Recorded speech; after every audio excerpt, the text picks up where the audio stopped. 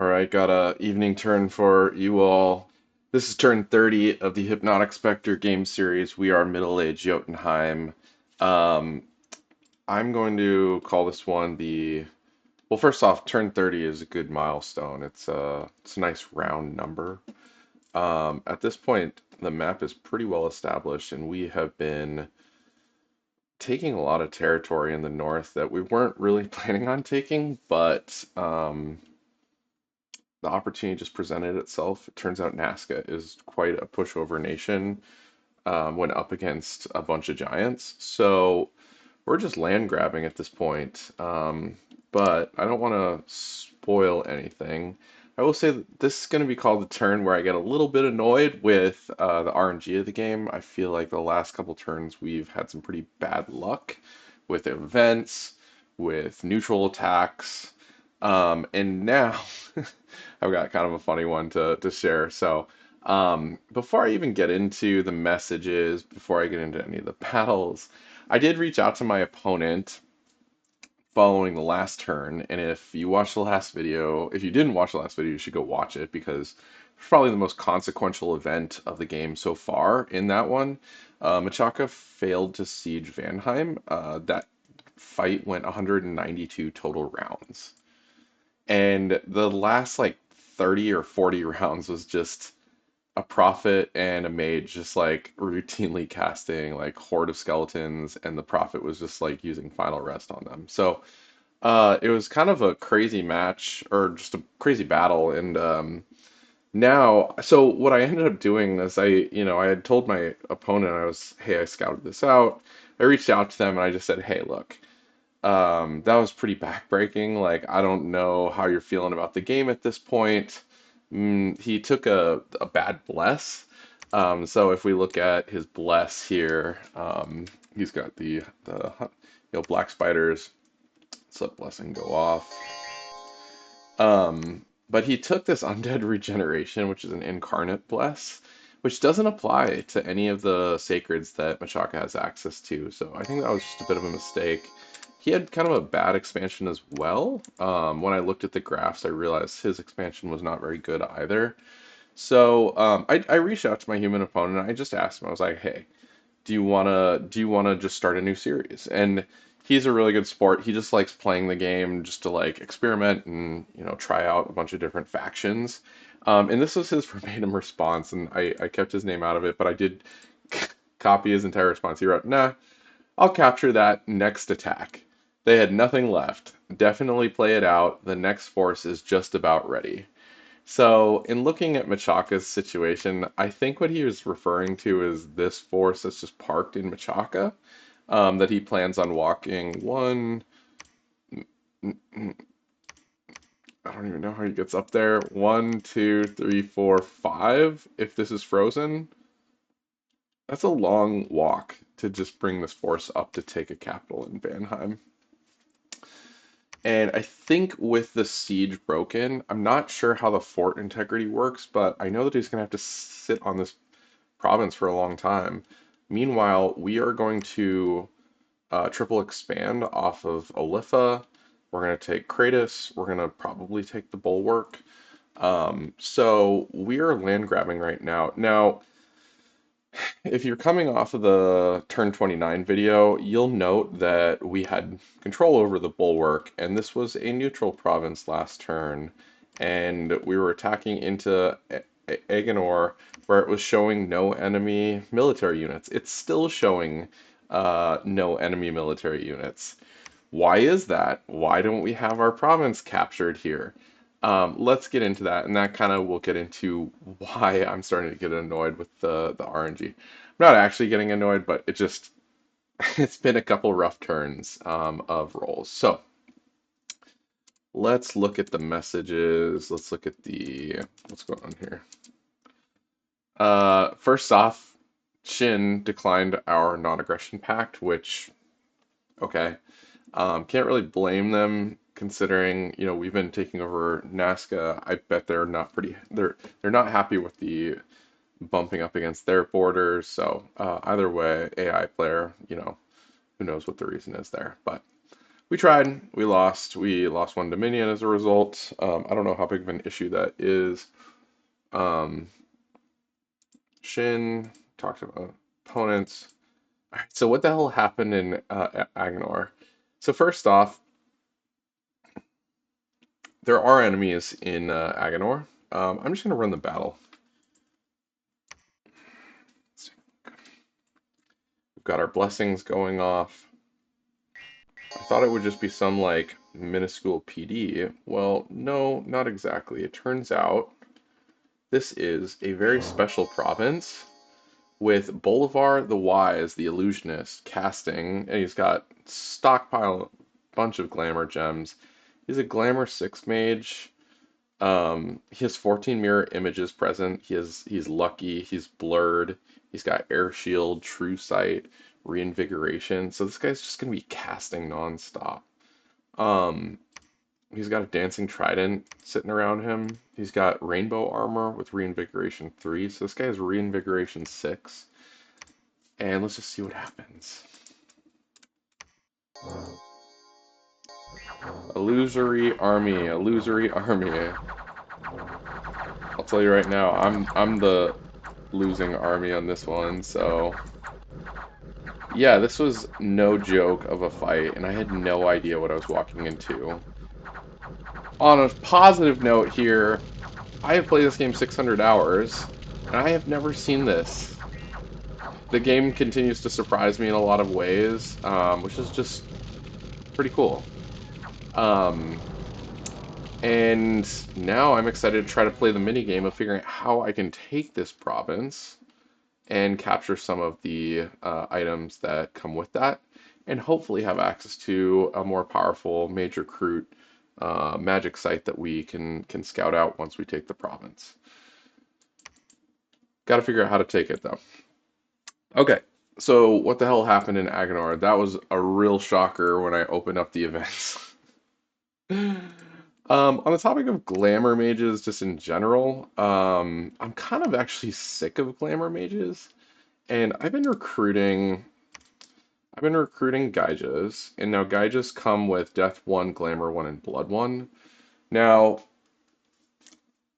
I'm looking for Death 2 mages, and I've been looking for Death 2 mages. I've recruited a couple of RNGesus because I was hoping to hit on some nature paths. And I did actually get one RNGesus in my last recruit that has double nature, which is exactly what we wanted. But I keep recruiting Gaijas, which have well, excuse me, they have a 20% chance to hit on either the nature, death, or astral. Now we've gotten plenty of nature path, and we had one astral path Gaija, but we have never gotten a death to Gaija. And that's important because I want to be using the Gaijas for summon Glossos, and I haven't been able to do that. I just noticed 6 of our Gaijas just in Jotunheim have come out as Glamour 2. Pretty low probability of that. Either way, I don't really love Glamour, especially on Jotunheim, so probably the worst magic path, at least the least inspirational one. I don't really know what I should be doing with that. Um, but either way, we'll try to figure out something to do with it. I'm sure that there's conjurations or summons we can make use of. So, anyways, glamour mages done. Okay, what else are we doing this turn that's of consequence? We are taking we're claiming the throne again. We successfully took back Glistening Woods, so we're going to claim the Throne of Ascension in Glistening Woods. I'm going to. I really don't want to have to do this, but I probably will put up a fort in Glistening Woods just to avoid the situation where we like have the throne. We have to walk back the throne again. This is just too important. We need the ascension points. We need the dominion spread. We need the growth. Which this is kind of nuts. So, and it has 3 nature gems per turn, which again, we're definitely on the hunt for nature gem income. We're trying to get to 50 so that we can cast Mother of Oak. and do that within the next probably 5 to 10 turns. Not 10 turns, that'd be too late. Probably like 6 turns, 5 to 6 turns. So throne cap, we're good on that. Up north with Nazca, okay, I'll get to that one in a second. The Olitha. Okay, Olitha. We moved from the Bulwark with our main force to Olitha to siege Olitha. Now here's the thing that confused me. Okay, Olitha sieged. Your troops in Olitha are starving badly due to lack of supplies. The troops must get more supplies or they will surely die. Okay. So I get that notice and I'm like, oh, well, how is that possible? Like, I don't have that many guys there. Let's just select everybody. No, no, no. He was going there. He was going here. What do we got? 231 total supplies used in Olitha. Supplies in Olitha, 329. Somebody tell me what's going on here. At first I thought it could be a like a bug with because we have effigy of war on one of the commanders. I don't know. Either way, it's telling me that we don't have enough supplies, but there's clearly enough supplies in the province. Um, there was a bunch of really bad events for us. I don't even want to go into it. It's population loss, income loss in province, which really stings. And then we have a foreseen a major event in the next 6 months timeline. There's going to be bad luck and death global event. So just all around pretty negative turn. Um, and at this point, we're not in a bad position. Again, like we're definitely in a much better position than our opponent. Just kind of felt like, whoa, why did this go so wrong? Um, Okay, I think that's it. I think we can pretty well wrap up this turn. Everything else is a land grab in Nazca.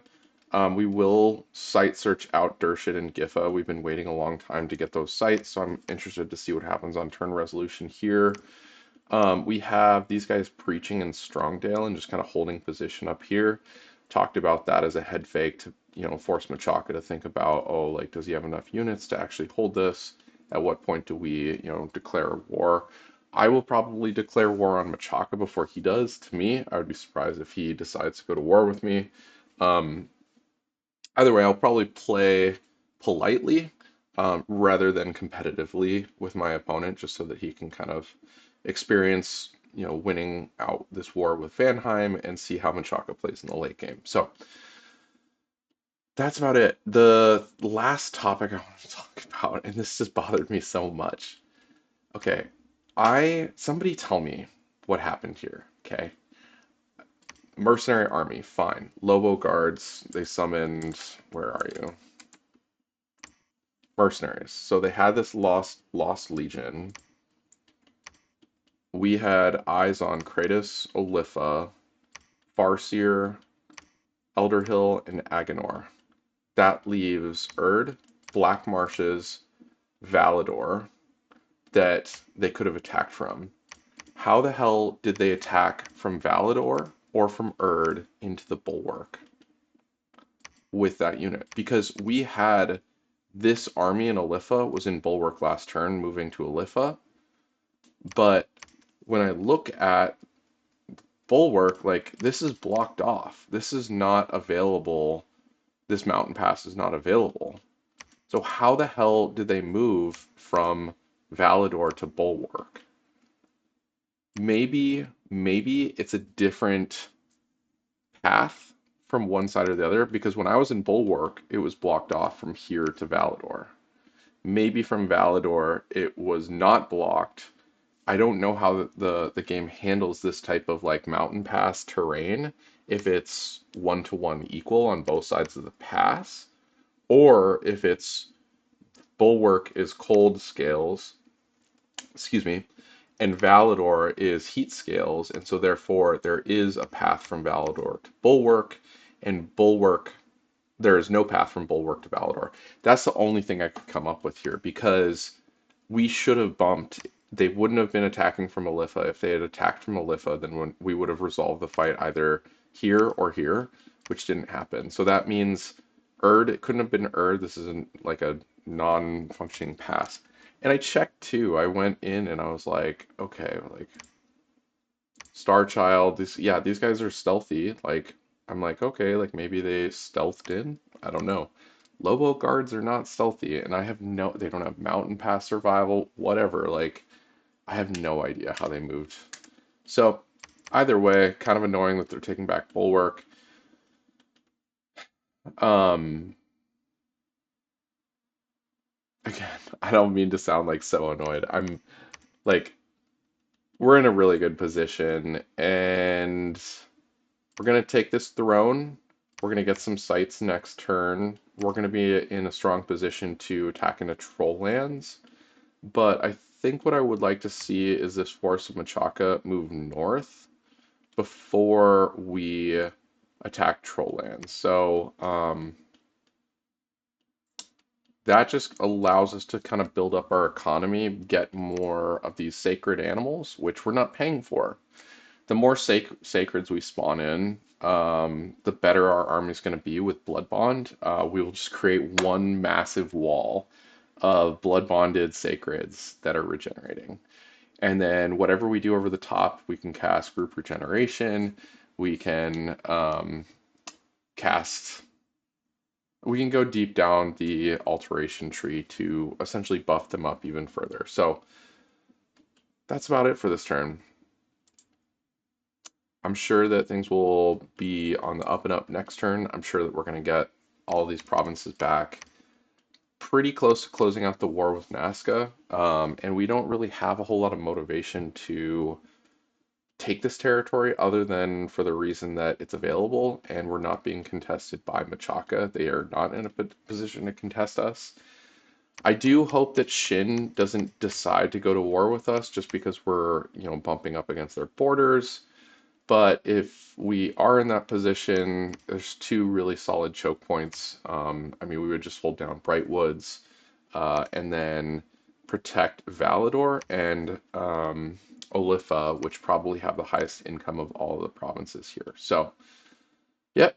If there's anything I missed, any feedback, any comments, any suggestions on army compositions, magics, chips, tricks, whatever with middle-aged Jotunheim, I'm all ears. This is not my primary faction, and I'm definitely trying to learn how to play Jotunheim. If you're a new player, Jotunheim is an awesome faction. I gotta say, I'm loving playing Jotunheim. Playing from behind even, it felt like I was able to catch up. You know, cool faction. Very good. All right, signing off.